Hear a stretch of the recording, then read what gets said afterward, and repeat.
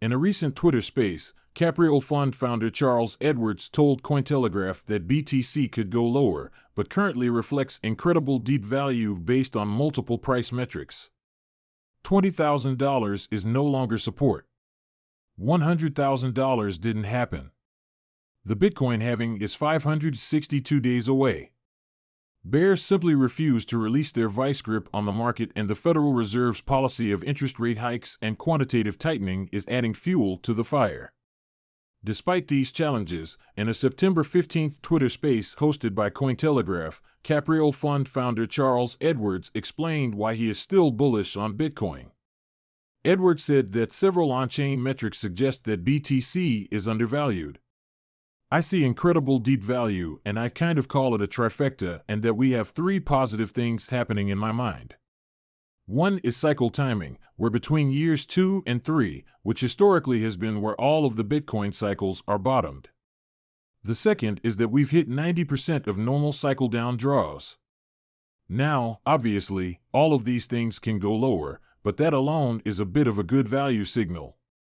And then thirdly, just the readings across pretty much all on-chain metrics, whether it be Mayer multiple, whether it be Puel multiple, or NVT or dormancy, everything is at kind of 1 and 4 year level discounts.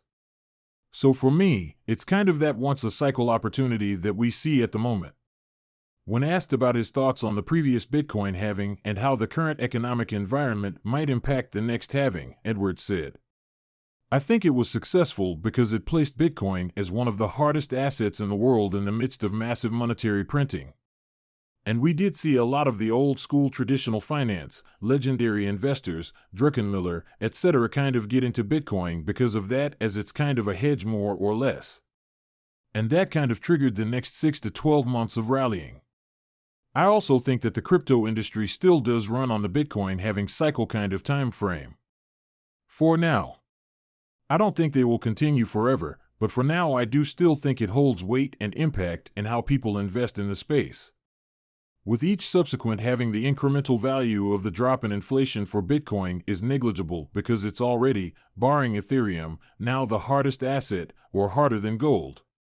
2022 has proved that risk management and building a balanced portfolio is still a skill set crypto investors are working to develop."